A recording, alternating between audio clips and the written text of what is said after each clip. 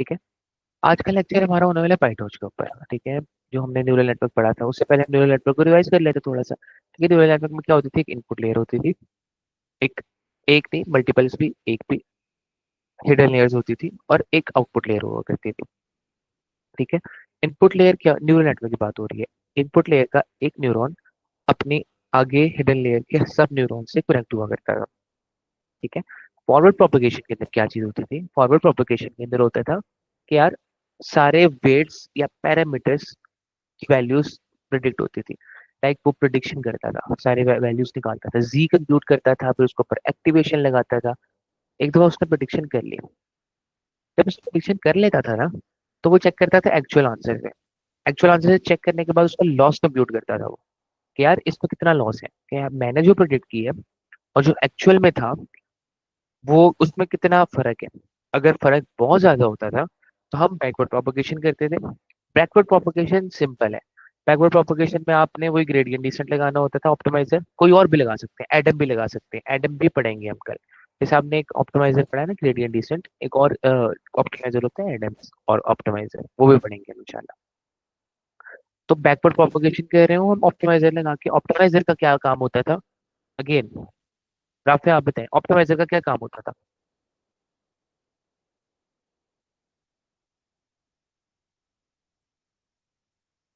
Predict किया, loss compute कर लिया, ऑप्टिमाइजर।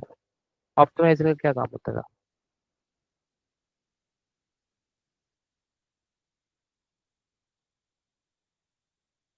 ऑप्टिमाइजर,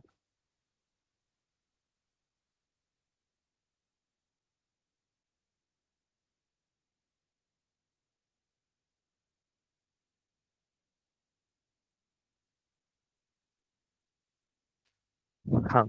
ऑप्टिमाइजर का बेसिक काम ये हुआ करता था कि जो वेट्स या पैरामीटर्स हैं उनकी वैल्यूज को अपडेट करता था, एडजस्ट करता था, ठीक है। ताकि ऐसी वेट्स की या ऐसे पैरामीटर्स फाइंड हो जाएं जिससे लॉस कम से कम हो। पहले हमने प्रिडिक्ट किया, लॉस ज्यादा आ रहे हैं, हमने वेट्स को अपडेट किया, फिर प्रिडिक्ट किया, फिर लॉस ज्यादा आ रहे हैं, फिर वेट्स को अपडेट किया। ये लूप चलाते रहेंगे हम तब तक जब तक कि लॉस कम से कम ना हो जाए, ठीक है। या स्पेसिफिक नंबर ऑफ टाइम्स, कहते हैं यार मैं 100 मरतबा चलाऊंगा मेरा तो आंसर आ ही जाएगा, ठीक है। तो ऑप्टिमाइजर इसलिए चलाते थे अपने वेट्स की वैल्यूज को करने के लिए, ठीक है, अपडेट करने के लिए। तो ये न्यूरल नेटवर्क था। आज हम देखेंगे न्यूरल नेटवर्क को किसका क्रिएट करते हैं, ठीक है। जिसका कॉन्सेप्ट क्लियर होगा ऊप का, उसको मजा आएगा आज पढ़ने में कि न्यूरल नेटवर्क हम किसका क्रिएट करते हैं, न्यूरल नेटवर्क का क्या सिनेरियो हो रहा होता है। दैट्स व्हाई आई फोकस्ड के ऊप को हम आगे ज्यादा यूज कर रहे होंगे पाइथन से।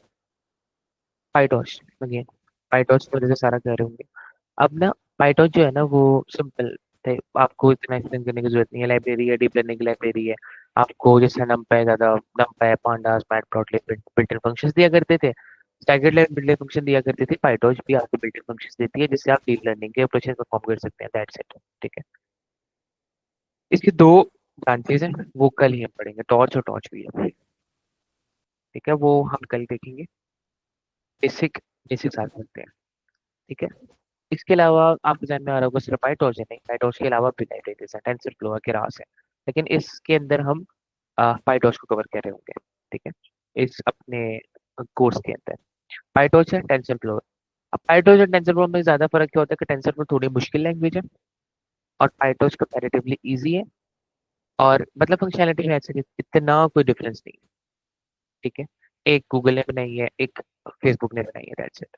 अब पाइटॉर्च का ये सिनेरियो हो रहा होता है कि जैसे आप कन्वेंशनल प्रोग्रामिंग कर रहे हैं ना, उसमें फ्लो कब लगता है आपको, पाइथन जब आप करते हो, अभी आप देखेंगे जैसे आप पीछे प्रोग्रामिंग करते हुए आ रहे हैं ना, नमपाई पांडास किसी ने किया तो मजा आएगा प्रोग्रामिंग करते हुए, ठीक है। लेकिन टेंसर फ्लो में प्रोग्रामिंग का पैराडाइम ही चेंज कर देते हैं वो, थोड़ी मुश्किल है, फिर बिगिनर्स को समझने में मुश्किल हो रही होती है। तो सबसे पहले एक लाइब्रेरी हुआ करती थी टॉर्च, ठीक है, जो लुआ लैंग्वेज के ऊपर हुआ करती थी, ठीक है। उसके अंदर सारे डीप लर्निंग की चीजें हुआ करती थी। बैक देन हिस्ट्री अगर देखें तो टॉर्च लाइब्रेरी थी एक लुआ नाम की लैंग्वेज के अंदर, उसके अंदर सारी आपकी डीप लर्निंग की चीजें हुआ करती थी। फिर पाइथन के अंदर, ठीक है, पाइथन के अंदर उसको इम्प्लीमेंट किया गया। टॉर्च का ही इम्प्लीमेंटेशन है पाईटॉर्च, पाइथन का वर्जन। पाई जो भी लाइब्रेरी है उसके साथ पाई लगा देते थे पाइथन के इंटीग्रेशन के लिए, ठीक है, पाइथन ताकि पता लगे पाई, ठीक है। पाई टॉर्च, टॉर्च जो है ना, खाली जो पहले कन्वेंशनल हुआ करती थी उसी का अगर पाइथन का वर्जन ले आए तो वो पाइटॉर्च है। और इसने अडेप्ट इसलिए किया जाता क्योंकि पाइथन इजी लैंग्वेज थी अगेन, और पाइथन काफी ज्यादा लोग करते थे, तो इसने अडेप्शन किया ज्यादा।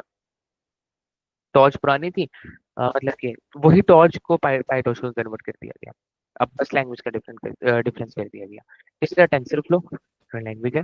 केरास, केरास टेंसर फ्लो का ही रैपर है।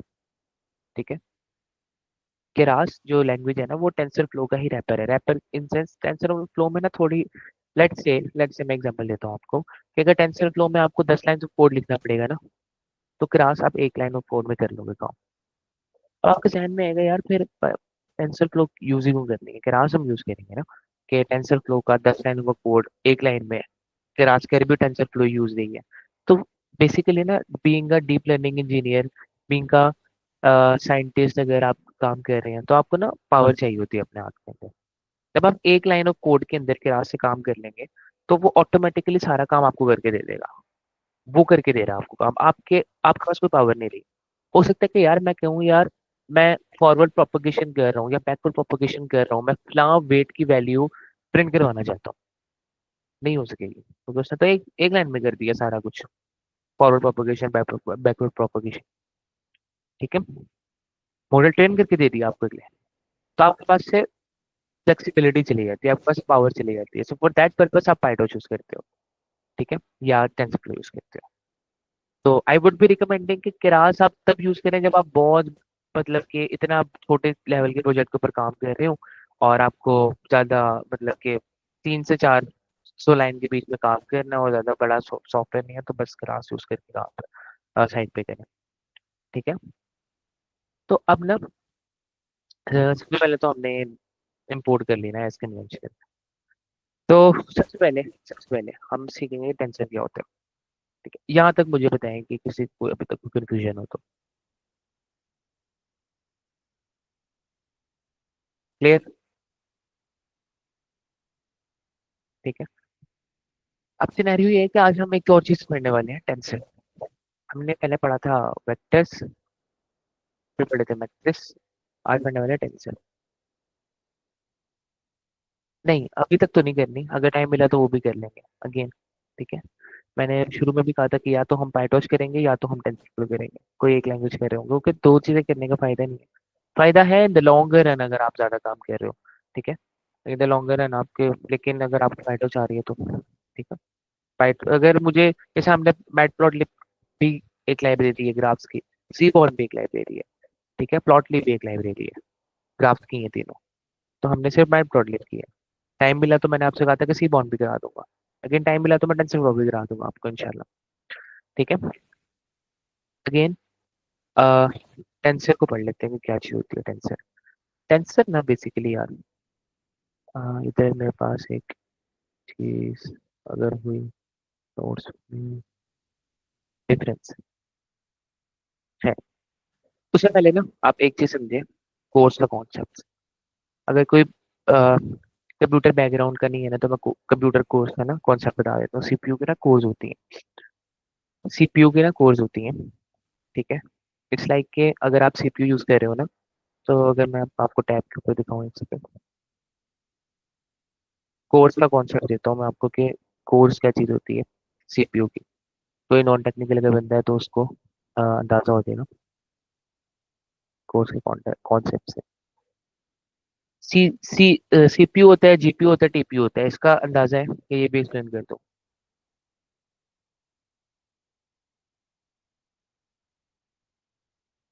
ठीक है, ये भी एक्सप्लेन कर देता हूँ।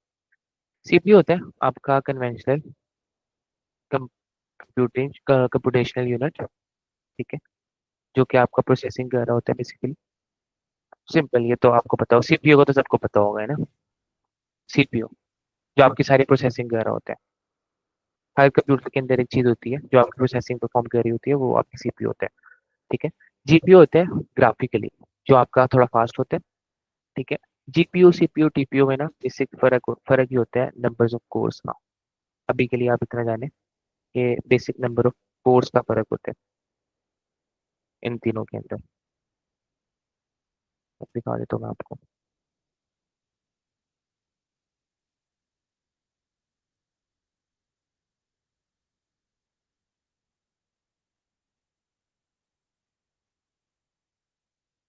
ठीक है। अब आपने देखा होगा आपकी कंप्यूटर्स होती हैं 10 core 20 core quad core. Course का कॉन्सेप्ट होता है यार, सीपीयू है। अगर मेरा क्वाड कोर है तो 4 कोर हो रही होंगी, मतलब कि CPU with in 4 CPUs kind of, आप इस तरह के लगा लें फॉर सिंप्लिसिटी। अब मेरे पास एक टास्क आया है। ठीक है, पहले क्या होता था, पहले पूरा टास्क जो होता था ना लाइन बाय लाइन, वो परफॉर्म कर रहा होता था सीपीयू। ठीक है, सारा सीपीयू परफॉर्म कर रहा होता था एक यूनिट। फिर क्या हुआ, कोर्स का कॉन्सेप्ट आ गया, मल्टीपल चीजें होने लगी। एक काम इसने संभाल लिया, एक काम इस वाले ने, एक काम इस वाले ने, एक काम इस वाले ने। ठीक हो गया। इट्स लाइक इट्स लाइक कि आपके पास ना 100 पेपर्स हैं। ठीक है, पहले आप अकेले बंदे चेक कर रहे हो सारे पेपर्स। पहला पेपर चेक हुआ, दूसरा पेपर चेक हुआ, तीसरा, चौथा, पांचवा, छठा। फिर क्या हुआ कि आपने 3 और दोस्त बुला लिए। अब आपने डिवाइड कर दिया पेपर्स उनको। ठीक है, आधे पेपर वो चेक कर रहा है, आधे पेपर 25 पेपर उसने किए, 25। अब ना काम डिवाइड हो गया, मल्टीपल मल्टीपल पैरेलल प्रोसेसिंग हो रही है। ठीक है, इसके अंदर क्वाड कोर होता है, 10 कोर्स भी आ गए हैं yes, ठीक है, सीपीयू के अंदर। तो कोर्स का कॉन्सेप्ट होता है कि आप पैरेलल प्रोसेसिंग कर सकते हो। अब with respect to deep learning, अभी हमने रिसेंटली एक चीज पढ़ी है, पैरेलल प्रोसेसिंग कहाँ हो सकती है। क्या आप सोचें, अभी रिसेंटली हमने एक कॉन्सेप्ट पढ़ा है, पैरेलल प्रोसेसिंग कहाँ पे हो सकती है।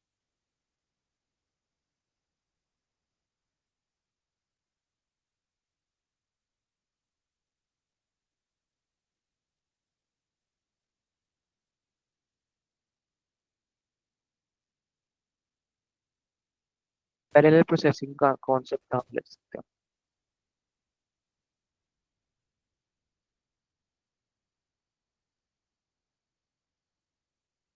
पैरेलल प्रोसेसिंग मतलब कि अभी आपको बता दिए कि साथ साथ काम हो रहा हो, कि ठीक है, थोड़ा सा काम इधर हो रहा हो, थोड़ा सा काम इस स्कोर के ऊपर हो रहा हो, थोड़ा सा काम इस स्कोर के ऊपर हो रहा हो, काम रुके ना। ठीक है, एक काम, पहले क्या होता था, एक काम ऑपरेशन परफॉर्म होता था, फिर दूसरा काम होता था। पैरेलल प्रोसेसिंग कहाँ हो सकती है।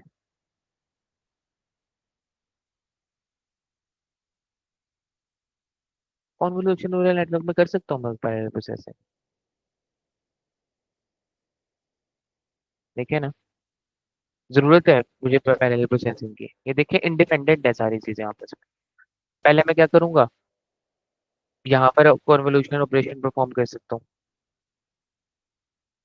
ठीक है, मर्जी है ना मेरी, मैं यहाँ पे कॉन्वोल्यूशन ऑपरेशन परफॉर्म कर सकता हूँ, इधर परफॉर्म कर सकता हूँ। एक कोर को कहता हूँ यार तुम ये वाला परफॉर्म करके दो मुझे। ठीक है, दूसरे कोर को कहता हूँ यार मुझे ये वाला परफॉर्म करके दो। हाँ, न्यूरल नेटवर्क में, कॉन्वोल्यूशन न्यूरल नेटवर्क में कह सकता हूँ ना यार मैं, कि एक कोर को कहता हूँ तुम ये वाला, क्योंकि फिल्टर तो एक ही है ना मेरे पास यार कॉन्वोल्यूशन न्यूरल नेटवर्क के अंदर। तो एक कोर को कहता हूँ तुम इसके ऊपर रखो और कॉन्वोल्यूशन ऑपरेशन परफॉर्म करके दो। दूसरे को कहते हो इधर रख के परफॉर्म करके दो, तीसरे को कहते हो इधर रख के।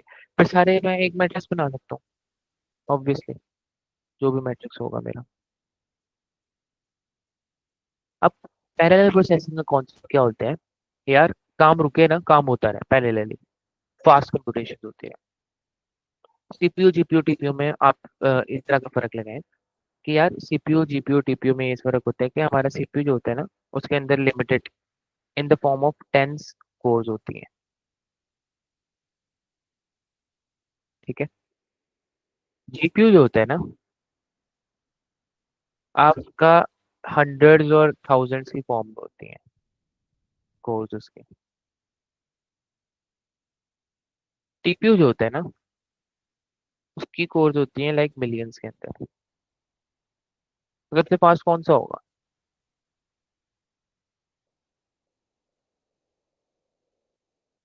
ऑब्वियसली सबसे महंगा भी एक्सपेंसिव भी कौन सा होगा।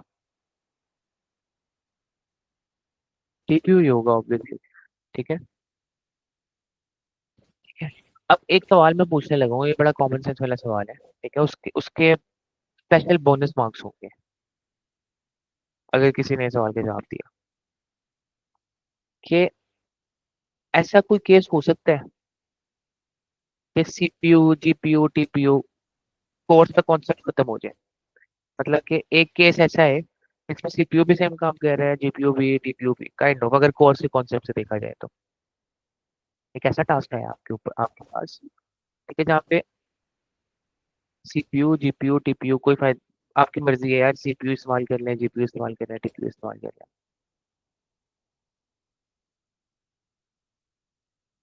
ये प्रोग्रामिंग का कॉन्सेप्ट है वैसे, लेकिन आप मुझे कॉमन सेंस वाली बात है कि कोई ऐसा टास्क हो सकता है कि यार जिसमें सीपीयू, जीपीयू, दोबारा मैं हाईलाइट करता हूँ कि पैरेलल प्रोसेसिंग कौन सी होती है, इंडिपेंडेंट टास्क की, कि यार एक बंदा ये कर रहा है, एक बंदा ये कर रहा है, एक बंदा ये कर रहा है, इंडिपेंडेंट टास्क। तो ऐसा कोई केस आता है जिसमें मैटर नहीं करता सीपीयू, जीपीयू, टीपीयू क्या यूज हो रहा है।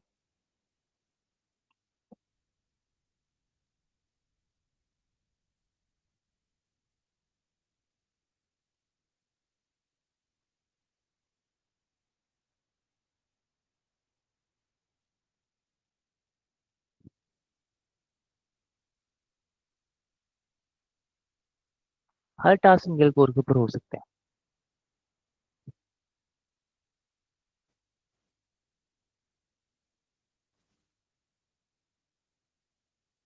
यार ऐसा टास्क आ जाए जो डिपेंडेंट हो।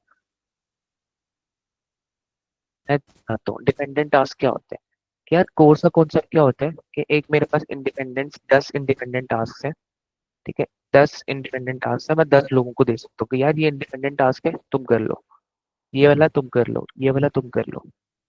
लेकिन डिपेंडेंट टास्क का होता है कि जब तक ये वाला काम नहीं होता ना, तो ये वाला काम हो ही नहीं सकता।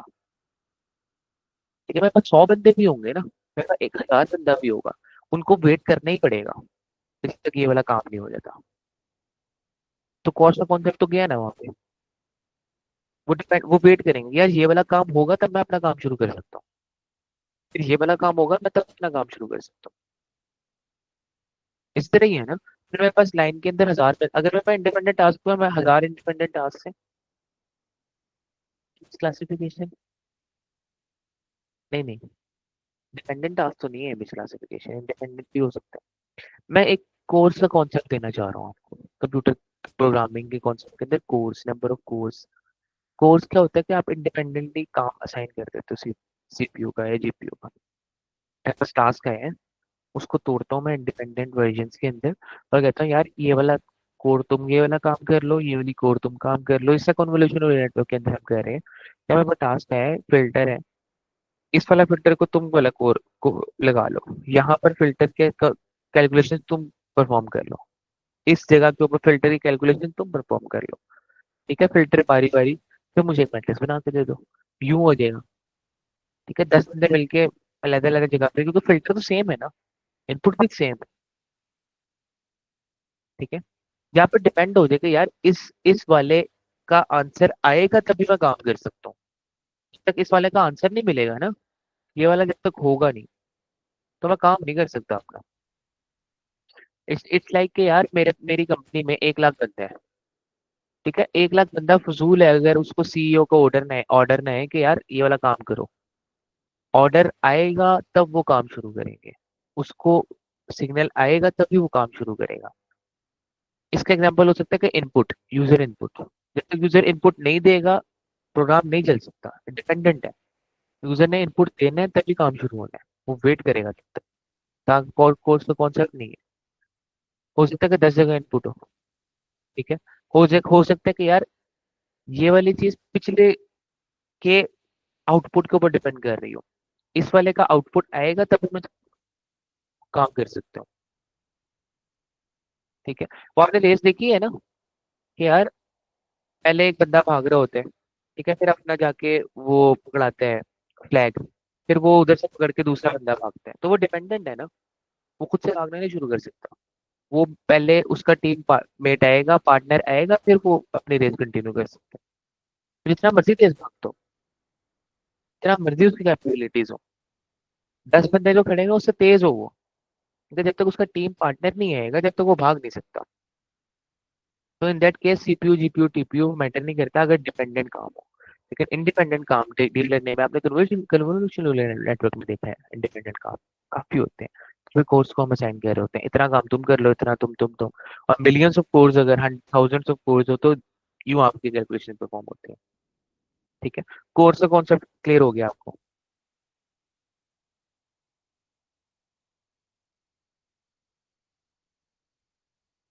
नहीं हो तो पूछ लें। ठीक है, कोर्स का ये कॉन्सेप्ट है। अब ना टेंसर को बुला देते हैं। टेंसर ना कुछ भी नहीं है, टेंसर नंपाई की अरे ही है। नंबर पढ़ लिया ना हमने? Tensor is नंपाई array. फिर आपके जहन में आ रहा होगा कि हम नंपाई क्यों कर रहे हैं, टेंसर ही करें ना। ठीक है, टेंसर ज्यादा फ्लेक्सिबल है, और टेंसर जो है ना वो तीनों पे चल सकता है। तीनों पे कंप्यूटेशन हो सकता है, सीपीयू जीपीयू टीपीयू। इतने तमहीद खींचने का मकसद ये था। नंपाई एरे सिर्फ इसके ऊपर चलती है।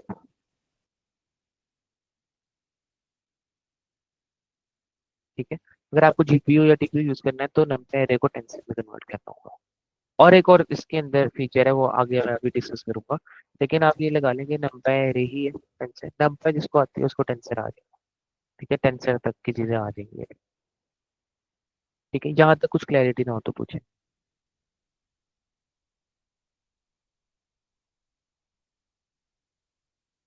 कोई कंफ्यूजन हो तो पूछे।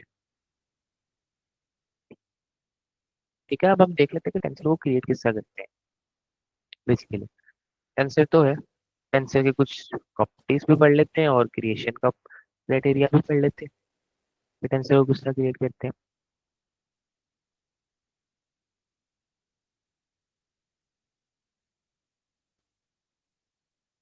ठीक है? अब ना पाइटॉर्च के अंदर ना बेसिक, आप इसको ट्री, कल हम इसका ट्री पढ़ेंगे। बेसिक ट्री लगा लें कि एक टॉर्च होता है और एक टॉर्च विजन होता है। ठीक है, टॉर्च के अंदर ना फिर फंक्शनैलिटीज पड़ी हुई होती है।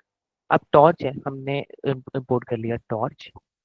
ठीक है, अब टॉर्च जो है ना ये आपके टेंसर बनाने में काम आएगा। और torch dot N N N है ना, ये एन एन एन से क्या डिफाइन आ रहा है आपको?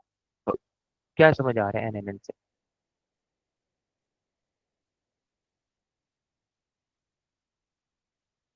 एन एन, एन एन से क्या समझ आ रही है?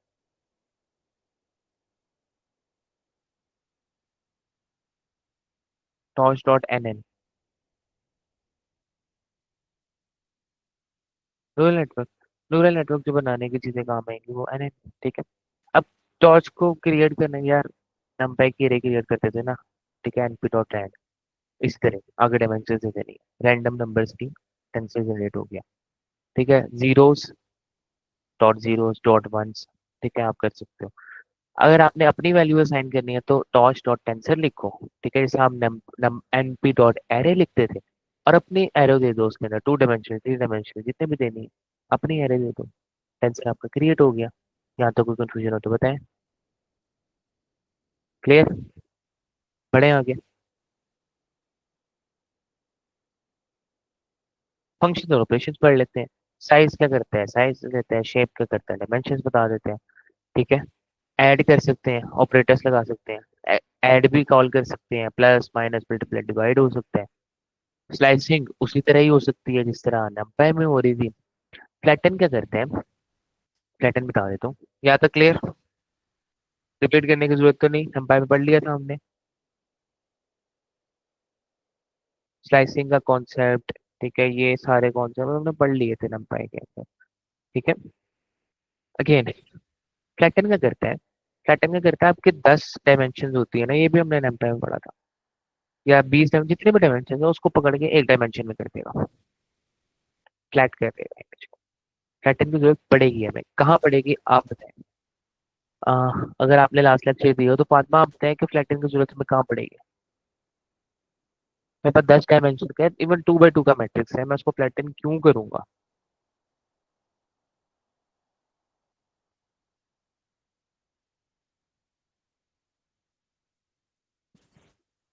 Why would I flatten? क्यों करूंगा मैं इसको black?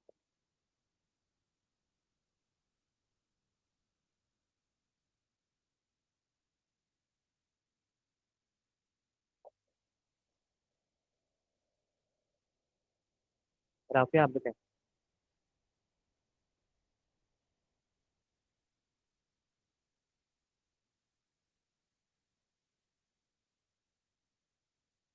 थोड़ा स्क्यूज है।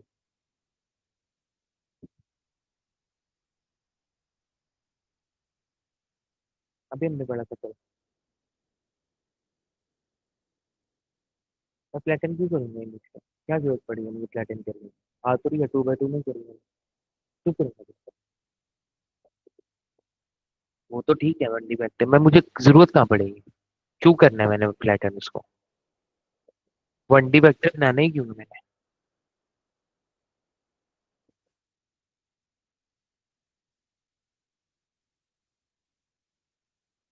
कॉन्सेप्ट आप लोग ब्लैक कर रहे हैं। प्रोसेस तो करना है, क्या प्रोसेस करना है।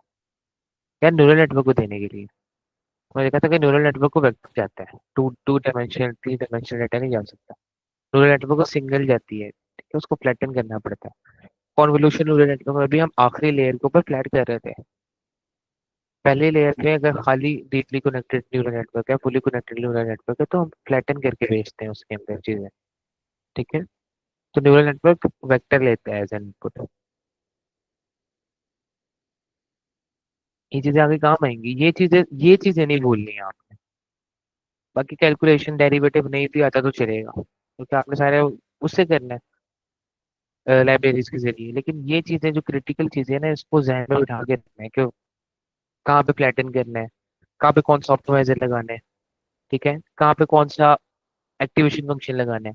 सॉफ्टवेयर हम क्यों लगाते थे, हमने उस दिन डिस्कस किया था सॉफ्टवेयर हम किस केस के अंदर लगाते थे। लाइव आप बताएं। सॉफ्टमैक्स हम क्यों लगाते थे, और सॉफ्टमैक्स है क्या।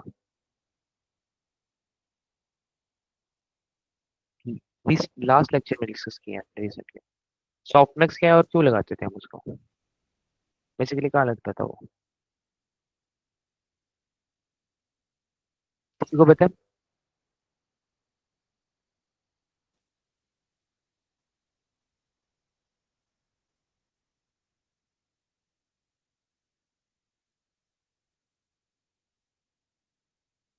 सॉफ्टमैक्स क्यों लगाते थे और है क्या।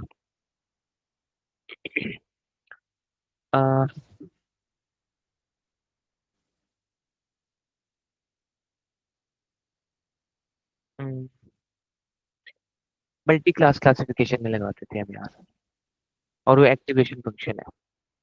हाँ, बेहतरीन, शाबाश। ठीक है, और एक्टिवेशन फंक्शन है। ठीक है, शाबाश लाइबा हमजा। ये चीजें क्रिटिकल पॉइंट्स है, ये चीजें याद रखनी है आपने। ठीक है। पर अब डेरिवेटिव किस तरह होना है, पीछे से मैथमेटिक पता होना चाहिए आपको, ऑब्वियसली पता होगा तभी आपका अंडरस्टैंडिंग क्लियर होगी। लेकिन रटने की जरूरत नहीं है, लेकिन ये चीजों का अंदाजा होना चाहिए यार। मल्टी क्लास है, सॉफ्टनेस एक्टिवेशन, इमेज क्लासिफिकेशन कर रहा हूँ या इमेज रिलेटेड डाटा कर रहा हूँ, कॉन्वोल्यूशन नेटवर्क लगा रहा हूँ, हिडन लेयर्स मैंने रीलो लगाना है। ठीक है। सिग्मॉइड कब लगाना है, जब मेरे पास 0 और 1 के दरमियान वैल्यूज आनी हो। ठीक है। रिग्रेशन अगर मैं प्रॉब्लम कर रहा हूँ तो मुझे एंड के ऊपर कुछ लगाना ही नहीं है, उसको ऐसे छोड़ देना है, रिग्रेस कर रहा हूँ ना। एट द एंड वाली लेयर के ऊपर मैं कोई एक्टिवेशन फंक्शन लगाऊंगा ही नहीं, मैं रिग्रेशन कर रहा हूँ। एक्टिवेशन फंक्शन क्यों लगाते थे, ट्रांसफॉर्म करने के लिए अपने डाटा को। ठीक है। तो फ्लैटन मैंने क्यों करना था, फ्लैटन मैंने इसलिए करना था ताकि मैं न्यूरल नेटवर्क को दे सकूँ। रीशेप, रीशेप का जहन में क्या आता है आपका, व्यू। व्यू का मतलब ये होता है कि यार मेरे पास 2x2 का डाटा है। लेट्स मेरे पास एक्स कितने का डाटा था, एक्स मेरे पास है 4x4 का। अब मैं इसको अपनी मर्जी से ना रीशेप कर सकता हूँ। -1 का ये है कि वो खुद ही वैल्यूज डाल देगा। बताता हूँ क्या। 4x4 कितना होता है, 16। ठीक है, तो मैंने 2 इधर दे दिया, तो इसने -1 का मतलब है कि यहाँ पे खुद ही कैलकुलेट करके ना फिल कर दिया इसने। ठीक है। तो इसने 2 कॉलम्स दे दिए, मैं कह रहा हूँ मुझे कॉलम्स 2 चाहिए। रोज तुम जितने मर्जी बनते हैं बना दो मुझे। ठीक है। तो कॉलम्स इसने 2 बना दिए। ठीक है, अगेन कॉलम्स इसने बना दिए 2, अगेन। और इसने रोज जितनी बनती हुई -1 के अंदर कैलकुलेट करके उतनी बना दी। ठीक है, ठीक हो गया। व्यू का कॉन्सेप्ट क्लियर।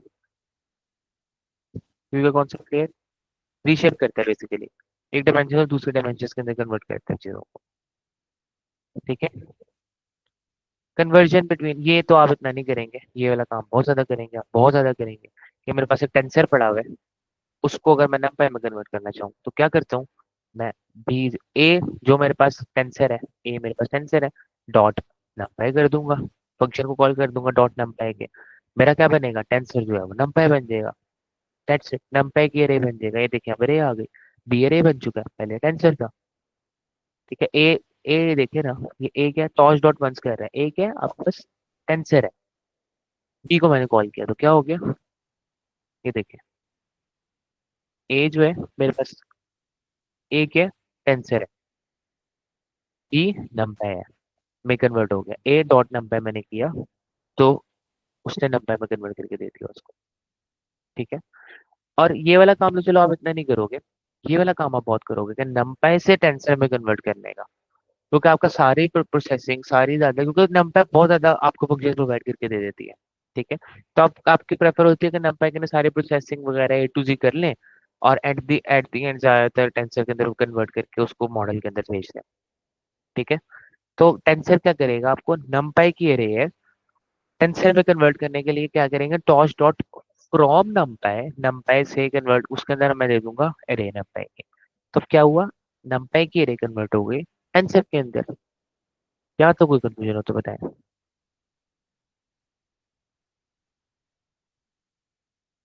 डन। ठीक है। मल्टीप्लिकेशन करनी हो तो अगेन वही क्राइटेरिया, अगर मल्टीप्लिकेशन होती हुई तो कर देंगे एम करके, टॉस डॉट एम। नंपाई में किससे करते थे, मुझे मल्टीप्लिकेशन करनी है, डॉट प्रोडक्ट लेनी है, तो मैं नंपाई में किससे करूंगा,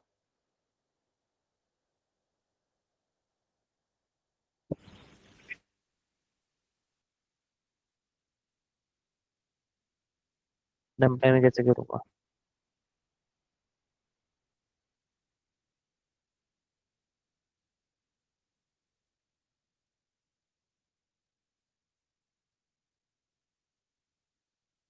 समझा आपने, मुझे डॉट प्रोडक्ट लेनी है, मैं नंपाई के अंदर किससे करूंगा, डॉट प्रोडक्ट नंपाई में,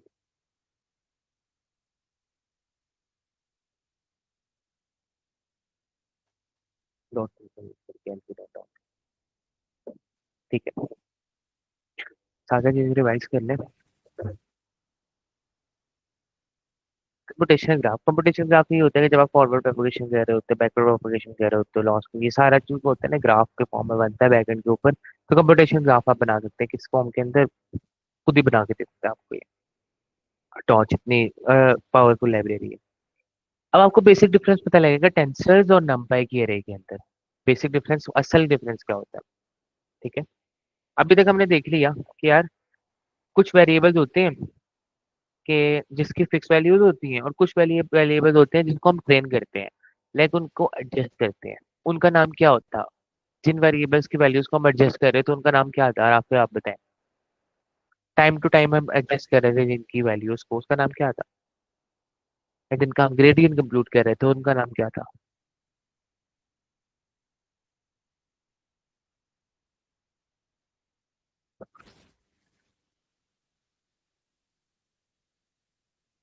क्या था, थीटा तो था लेकिन नाम क्या था उसका, एक प्रॉपर नाम भी था।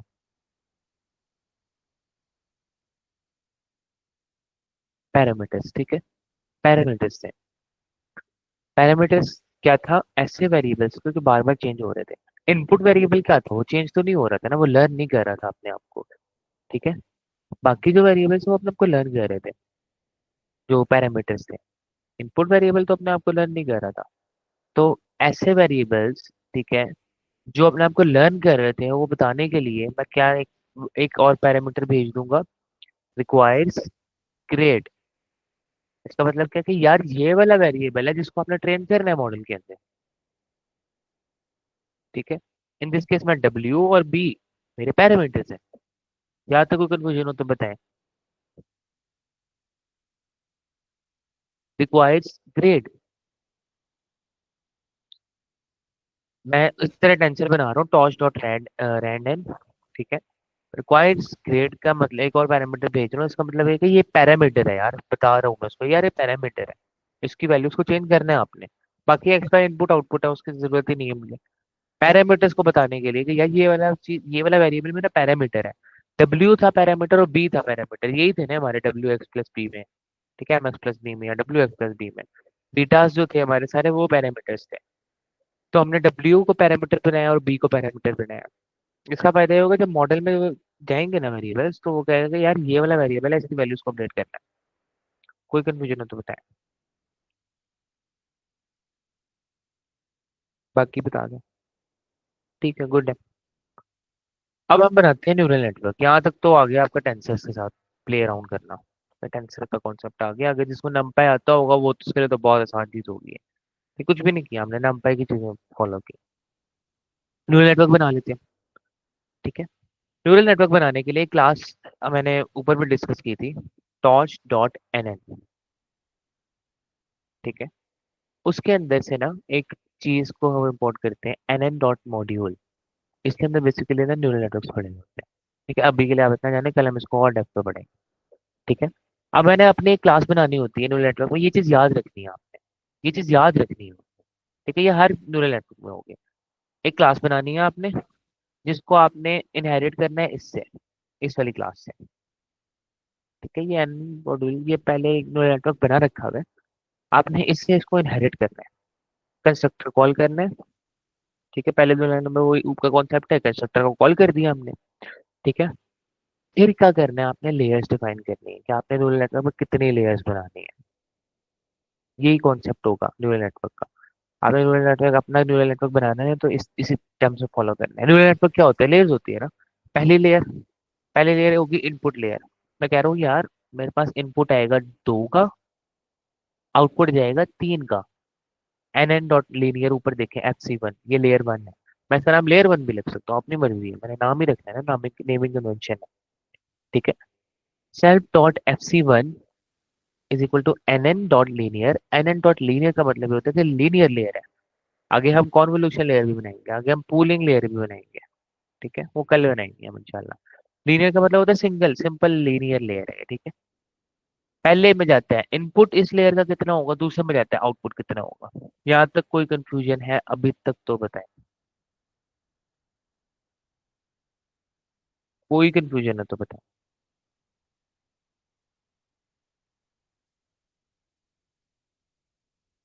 रिपीट कर देता हूँ।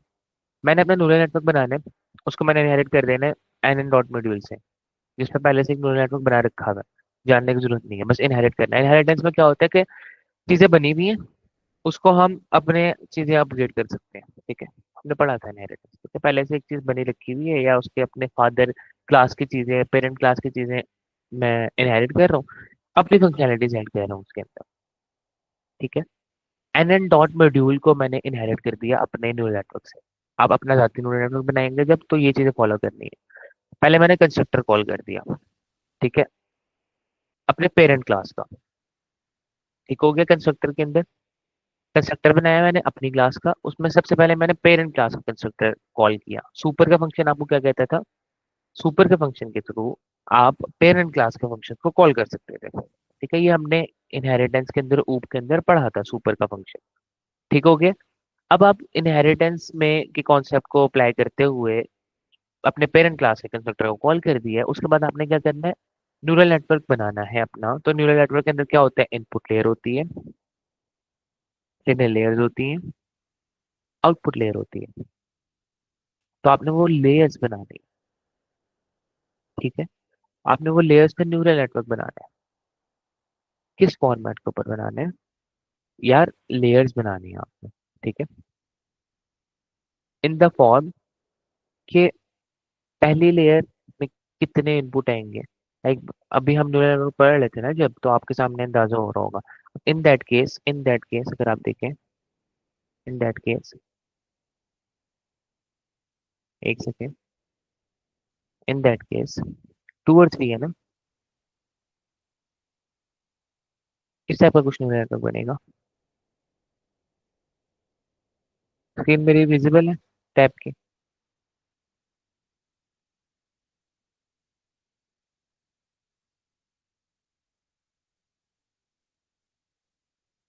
टैब की,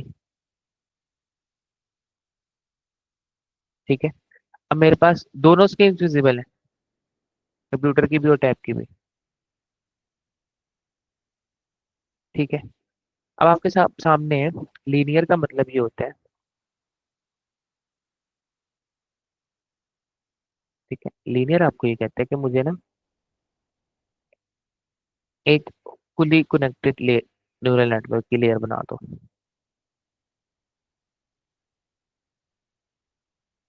ठीक है। कॉन्वोल्यूशनल या पूल 2D इस तरह की हम बनाएंगे ना आगे, तो हम फिर वो कॉन्वोल्यूशन न्यूरल नेटवर्क पढ़ेंगे।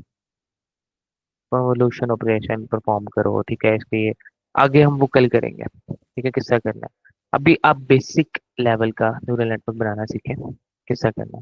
In that case in that case linear जो है ना, लीनियर लीनियर ये कह रहे हैं कि यार एक ऐसी लेयर बनाओ जिसके दो इनपुट्स हैं, ठीक है, हिडन लेयर के ऊपर तीन आउटपुट्स हैं,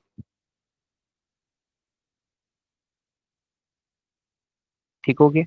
अब इससे अगली लेयर बनाओ जिसका एक आउटपुट है और तीन इनपुट है, जाहिर है अगली लेयर होगी।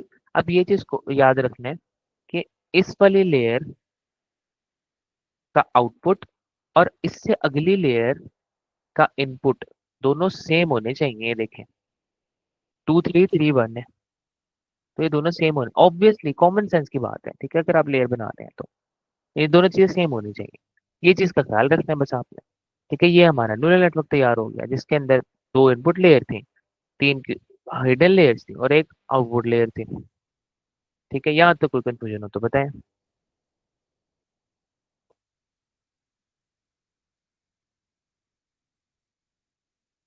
क्लियर,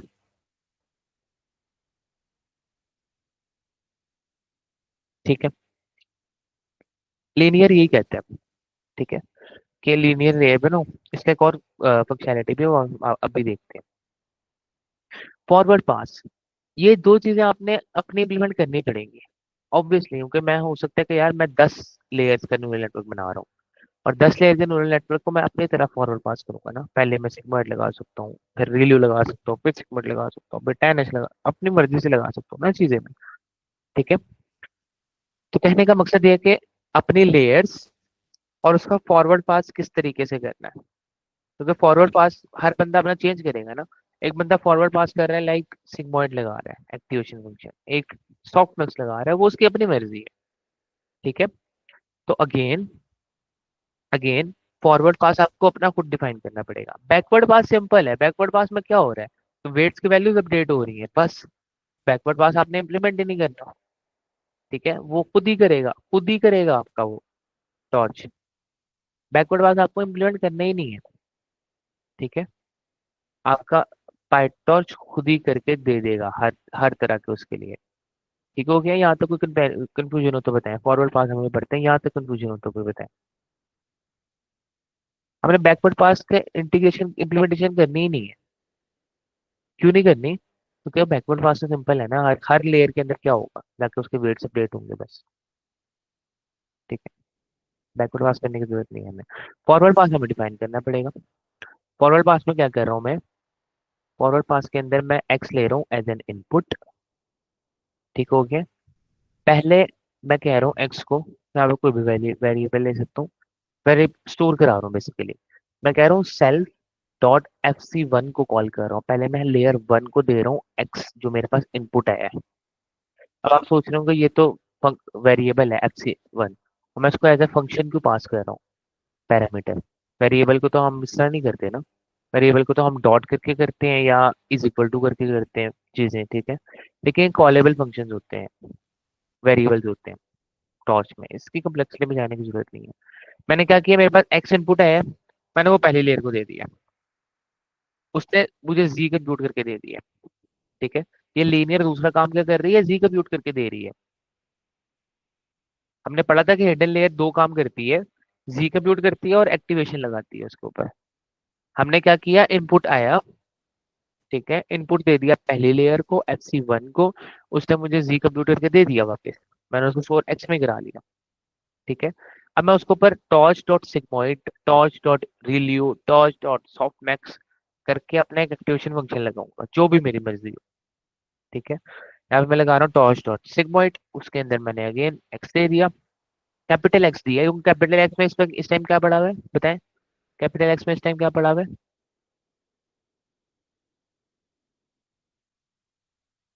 पहली लाइन के अंदर कैपिटल एक्स के अंदर क्या पड़ा हुआ है?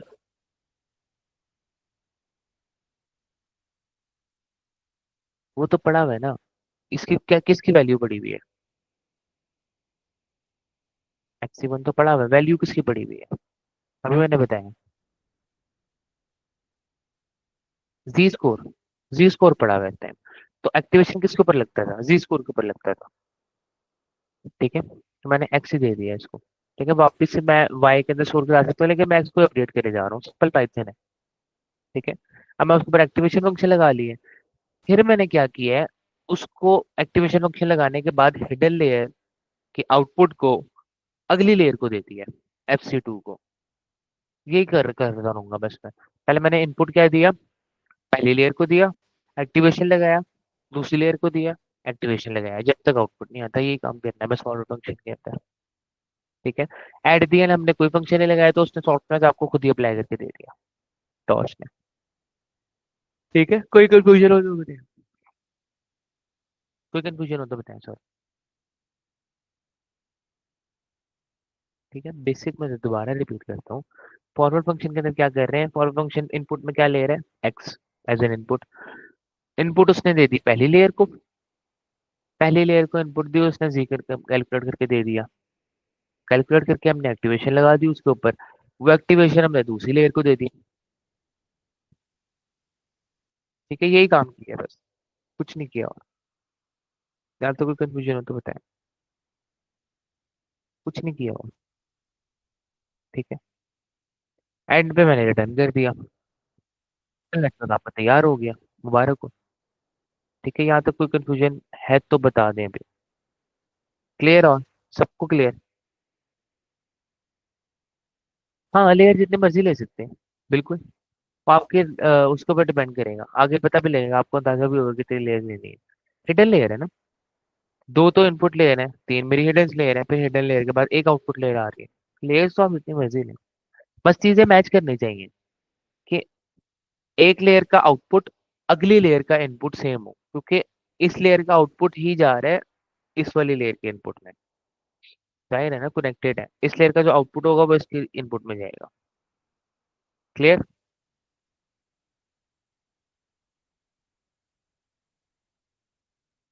आउटपुट कभी ज्यादा भी होता है, क्या मतलब? नहीं, जितना पिछले लेयर का इनपुट होगा उतना ही होगा। कंफर्मेशन है, लेयर है ना, पिछली लेयर। ये देखे ना, एक लेयर है, इनपुट लेयर है, इनपुट लेयर ने हिडन लेयर लगा दी। ठीक है, ये इनपुट लेयर है, ये हिडन लेयर है। ठीक है, ये वाली इनपुट लेयर है मेरे पास, ये वाली हिडन लेयर आ गई।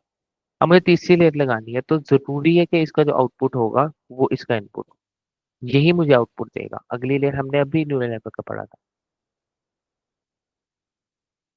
ठीक है, पिछली लेयर का जो आउटपुट होगा वो अगली लेयर का इनपुट होगा। अंडरस्टूड सी बात है। ठीक है, इसमें कोई सवाल ही नहीं है कि पिछली लेयर का इनपुट आउटपुट अगली लेयर का इनपुट होगा, ये जो निकालेगा ये अपने एक्सेप्ट कर लेगा। दैट्स इट, इतना सिंपल है। इसीलिए हमने सेम रखे हुए 2 3 3 1। ठीक है, जितनी मर्जी लेयर्स बना सकते हो आप। कितनी लेयर्स बनानी है वो हम देखेंगे, कितने डायमेंशंस की बनानी है वो भी देखेंगे हम। रियल लाइफ सिनेरियो कर लेते हैं कुछ। ठीक है, मैंने क्या लिया, अभी हम न्यूरल नेटवर्क पढ़ रहे हैं, कल हम टॉर्च को भी थोड़ा एक्सपैंड करेंगे और कॉन्वोल्यूशन न्यूरल नेटवर्क पढ़ेंगे। ठीक है, अब मैं एक रियल लाइफ सिनेरियो सॉल्व करने लगा हूँ, अगेन उसको न्यूरल नेटवर्क के साथ सॉल्व करने लगा हूँ। यार मेरे पास बजट है, मेरे पास एक्सपेंसेस है, मुझे प्रॉफिट निकाल के दो मेरे बिजनेस का। नंबर ऑफ सैंपल्स मैंने कितने ले लिए, टोटल 100 ले लिए। मार्केटिंग बजट मैंने इसी तरह रैंडम वैल्यूज के साथ बना लिया, एक्सपेंस भी मैंने रैंडम वैल्यूज के साथ बना लिया, प्रॉफिट भी। कुछ नए नॉइज भी ऐड कर दी मैंने, मल्टीप्लाई में 0.5 कर दिया, 0.2 कर दिया। नॉइज वगैरह ऐड करके मैंने क्या किया, तीन रैंडम सैंपल ले लिया। आप सैम डेटा सेट उठा के भी काम कर सकते हैं, इस हम पांडास में कह रहे थे। ठीक है, मैंने रैंडम बस जल्दी जल्दी में सैंपल डाटा बना लिया। ठीक है, एक्सचेंज क्या होगा,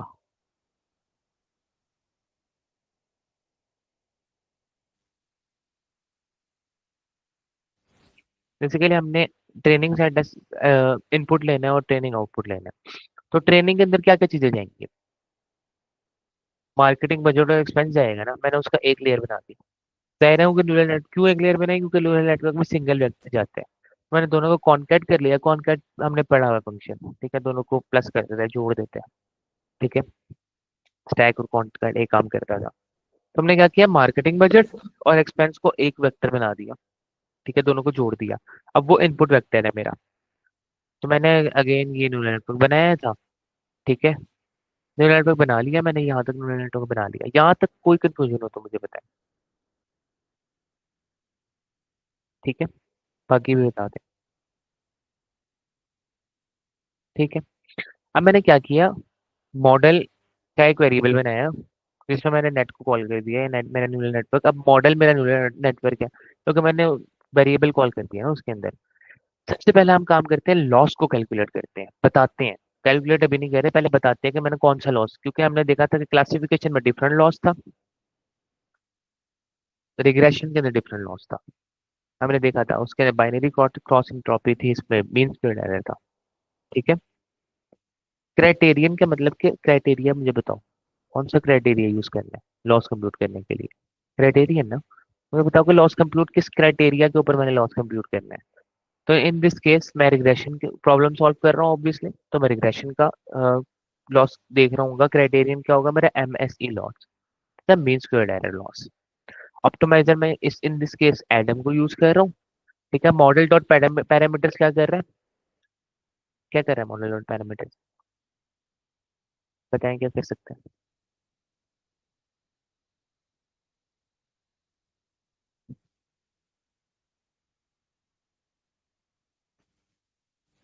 मॉडल डॉट पैरामीटर्स क्या कर सकते हैं?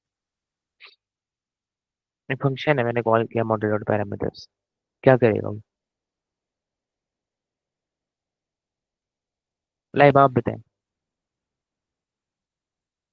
मॉडल डॉट पैरामीटर्स क्या कर रहा है? मॉडल हमारा न्यूरल नेटवर्क है।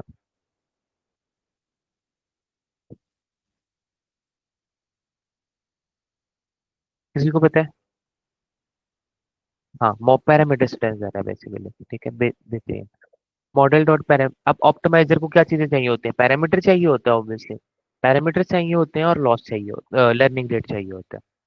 हम ग्रेडियंट डिसेंट भी यूज कर सकते हैं, एडम भी यूज कर सकते हैं, अपनी मर्जी है। एडम क्या होता है वो हम कल देख लेंगे। ठीक है, टॉर्च डॉट ऑप्टिम, ऑप्टिम का मतलब होता है ऑप्टिमाइजर पड़ा हुआ है टॉर्च के अंदर। ठीक है, कल हम उसके बेसिक हायरार्की देख लेंगे, आपको समझ आ जाएगा सब कुछ। उसके अंदर से हमने एडम को कॉल किया, उसको पैरामीटर्स दे दिया और लर्निंग रेट दे दिया। क्योंकि ऑप्टिमाइजर क्या चीजें लेता था, लर्निंग रेट देता था ऑब्वियसली, और पैरामीटर्स लेता था, यही चीजें तो लेता था। पैरामीटर्स की वैल्यूज अपडेट करता था ना, और किस लर्निंग रेट पे करता था, ये चीजें लेता था। कोई कंफ्यूजन हो तो बता दें। क्लियर? ठीक है, नेक्स्ट मूव करते हैं। मैं कहता हूँ ईपॉक्स, ईपॉक्स मतलब कि 10 100 मरतबा चलाओ। ईपॉक्स का मैंने लूप लगा दिया, फॉरवर्ड पास कर रहा हूँ मैं। आउटपुट्स मैंने क्या किया, मॉडल को मैंने दे दिया एक्सट्रेन, जो मैंने अभी निकाला था। ठीक है, एक्सट्रेन जो मैंने भी कैलकुलेट किया था। मॉडल को मैंने दे दिया इनपुट, आउटपुट के अंदर मॉडल को मैंने इनपुट दिया तो उसने मुझे फॉरवर्ड पास करके दे दिया सारा। फॉरवर्ड पास जब हम करते थे तो आपके सामने क्या आता था, हमने देखा था कि जब हम फॉरवर्ड पास करते थे, ठीक है, जब हम फॉरवर्ड पास करते थे तो क्या होता था, आपका एक प्रिडिक्शन की वैल्यू आती थी। फॉरवर्ड पास किया, फिर हम लॉस कैलकुलेट करते थे। अब हम क्या कह रहे हैं, फॉरवर्ड पास किया, ये फॉरवर्ड पास हो गया, लॉस कंप्यूट किया। लॉस किस बेस के ऊपर कंप्यूट होता था, आउटपुट और input obviously, predicted values, actual values, इसी के बेस के ऊपर लॉस कंप्यूट होगा ना। तो आउटपुट्स क्या है, प्रिडिक्टेड वैल्यूज। ठीक है, एक्स ट्रेन क्या है, इनपुट वैल्यू, एक्चुअल वैल्यूज। मैंने लॉस कंप्यूट कर लिया। ठीक है, ऑप्टिमाइजर डॉट जीरो ग्रेड, अभी इसको छोड़ें, बता दूंगा कल। ठीक है, in that case laws dot backward, loss dot backward किया, मेरा बैकवर्ड प्रोपगेशन हो गया। ठीक है, ऑप्टिमाइजर स्लॉट स्टेप भी बता दूंगा। इफ ईपॉक्स, ये प्रिंट कर रहा हूँ मैं हर 10 के बाद ना, हर 10 ईपॉक्स के बाद वो उसकी वैल्यूज बताता है। ठीक है, अब मैं उसको मार्केटिंग बजट दे रहा हूँ, एक्सपेंस दे रहा हूँ एज एन इनपुट, तो मुझे वो क्या करके दे रहे हैं, एज एन इनपुट मैंने उसको दिया तो उसने मुझे प्रेडिक्ट करके दे दिया। ठीक है, ये हर 10 epochs के बाद मेरा डाटा प्रिंट कर रहा है। ट्रेनिंग फिनिश हो चुकी है।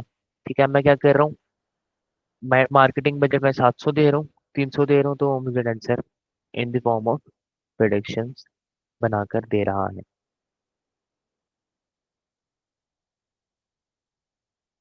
कोई कंफ्यूजन? कोई कंफ्यूजन हो तो बताएं। प्रेडिक्शन क्या आ रही है मेरे पास, ये आ रही है। ठीक है, तो आज के लेक्चर के अंदर हमने क्या पढ़ा? बेसिक लेवल के पोटेंशियल्स पढ़े और न्यूरल नेटवर्क बनाना सीखा आपने। अब कोई भी न्यूरल नेटवर्क की प्रॉब्लम आएगी ना यार, यार आपके पास कोई भी प्रोडिक्शन की प्रॉब्लम आ गई, अब आप इस कैपेबल होकर कर सकते हो। ठीक है, ये थोड़ा बोरिंग चीजें हैं, ऐसा ऐसा हम अच्छी चीजें भी करेंगे। लाइक अभी कूल सा प्रोजेक्ट मैंने बताया था कि यार आप अपना कैमरा ऑन करोगे, उसके सामने इशारा करोगे, कैमरे का हाथ हाथ का इशारा, बता सकते हो कि कितनी उंगलियां कर रहा हूँ, 2 3 4 5। ये थोड़ा कूल प्रोजेक्ट है। डाटा के साथ तो बंदा उतना मजेदार तरीका मजा नहीं आता। ठीक है, एटलीस्ट मैं कंप्यूटर विजन का बंदा हूँ, सबसे ज्यादा मैं कंप्यूटर विजन के अंदर काम किया हुआ है, सबसे ज्यादा। ठीक है, डीप लर्निंग के अंदर, कंप्यूटर विजन के अंदर सबसे ज्यादा मेरा काम है, क्योंकि वो चीजें मुझे एक्साइट करती हैं। वीडियो या इमेजेस होती है ना, data data data, numbers numbers. ठीक है, तो ये कोई भी आपके पास प्रेडिक्शन की प्रॉब्लम आ गई, आपको सॉल्व कर सकते हैं थ्रू न्यूरल नेटवर्क। कोई कंफ्यूजन हो तो बता दें।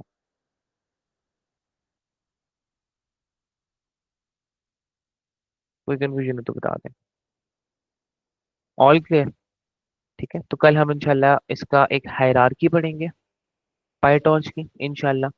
हायरार्की के बाद कॉन्वोल्यूशन न्यूरल नेटवर्क पढ़ना शुरू करेंगे। कॉन्वोल्यूशन न्यूरल नेटवर्क किस तरह बनाते हैं हम पाइटॉर्च के अंदर। ठीक है, तो कोई सवाल है तो कर लें, फिर आज का लेक्चर यहीं पे वाइंड अप करते हैं, और फिर कल मुलाकात होती है आपसे इंशाल्लाह। और ना, सोचना शुरू कर दें मिड टर्म प्रोजेक्ट को, जितना ज़्यादा सोचेंगे उतने बेहतर होगा। ठीक है, तो तब तक के लिए फिर ना, अल्लाह हाफिज़।